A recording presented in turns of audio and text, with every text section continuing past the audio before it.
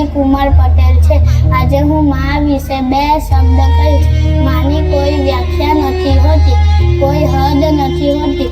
મને વાગે તો માને દુઃખ થાય।